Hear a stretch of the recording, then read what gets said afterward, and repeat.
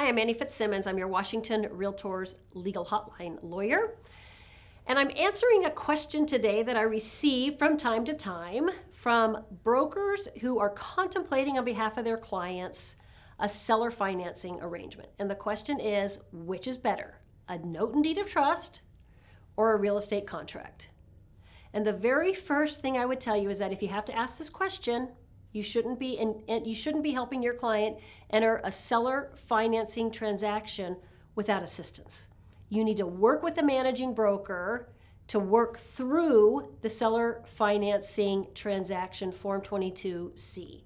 Form 22C is a very complicated, very difficult form to use, a lot of moving parts, and if you're not familiar with seller financing, you should not be assisting your client to enter a seller financing transaction as a seller or the buyer without assistance.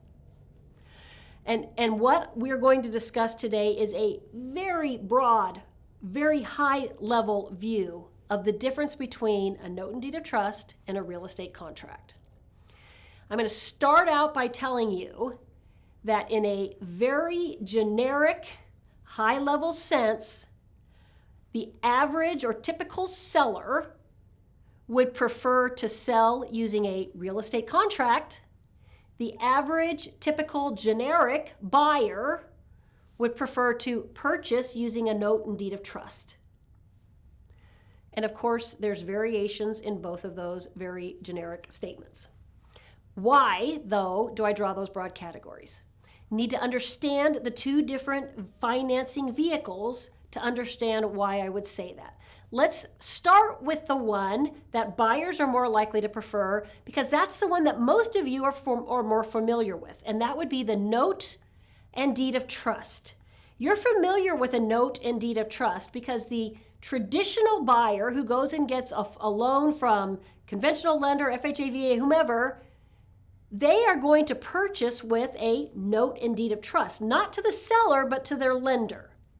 What's going to happen in that transaction is that at closing, that buyer is going to get a deed to the property from the seller. The seller is going to say, hey, buyer, congratulations, here's the title to the property.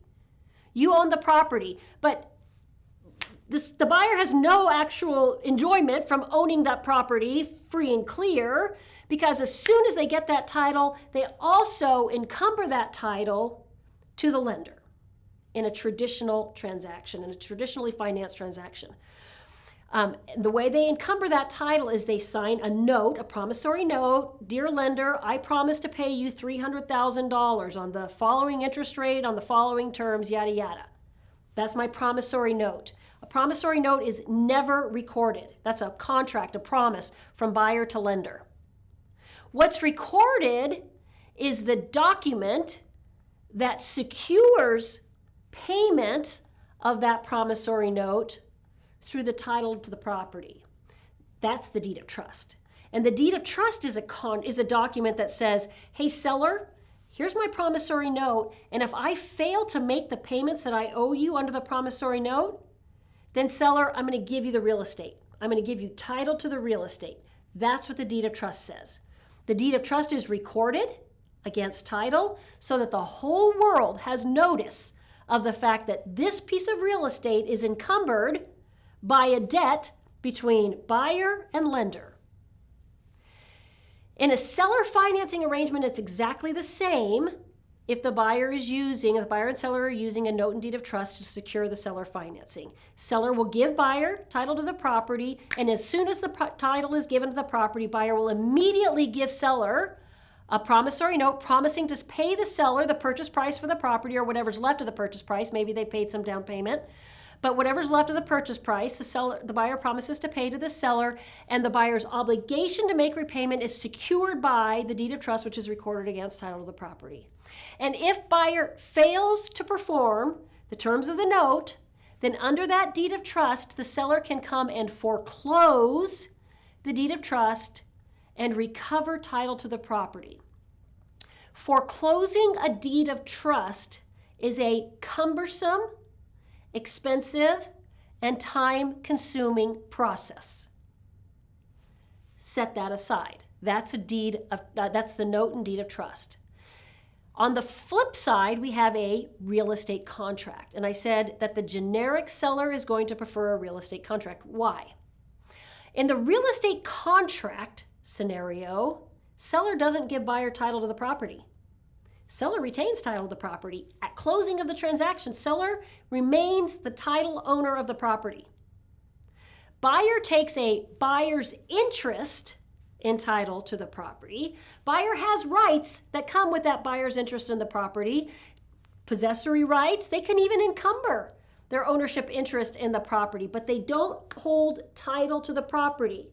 After closing, if you pull a fresh title report, you're going to see that the seller is still the fee simple title owner of this property, and buyer has a buyer's interest in a real estate contract. That's what the title report will look like. Buyer has to make payments under that real estate contract just like they would if it was a note and deed of trust. But if they fail to make the payments they're required to make, seller doesn't foreclose a real estate contract. Seller forfeits the real estate contract. The procedure for forfeiting a real estate contract is more streamlined and less time-consuming, less logistical hoops than foreclosing a note and then foreclosing the deed of trust.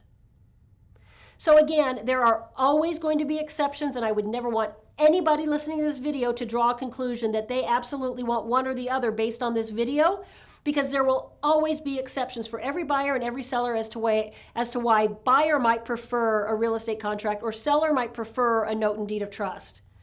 So this is exactly the type of question that a consumer should address with their own legal counsel. Again, brokers, do not use Form 22C if you don't know what you're doing.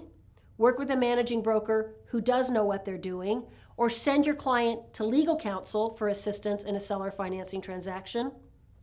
Seller financing transactions are so much bigger and more burdensome than a typical purchase and sale agreement. Why? Because a purchase and sale agreement is intended to endure for 30 days, 45 days, 60 days. We have closing, and then the parties are done with a purchase and sale agreement. In a seller financing arrangement, real estate brokers, you are creating a 5, 10, 20, 30-year relationship between buyer and seller, depending on what terms are agreed between buyer and seller. So it is a big deal. And you are licensed to prepare the financing arrangement, seller financing agreement, because you have the statewide forms to do so. But that doesn't mean that you should prepare those forms if you don't know what you're doing. And in fact, you shouldn't. So brokers, look for help from your own resources, your firm's managing brokers, legal counsel, advise your clients to seek legal counsel, and remember, you're always welcome to ask questions of me as well. If you'd like to ask me a question, please visit the Legal Hotline library at warealtor.org, where you will find a lot of answers to questions that other brokers have already asked. But if you do want to ask me a question, click on the link to do so. Thank you for being a Washington REALTORS member.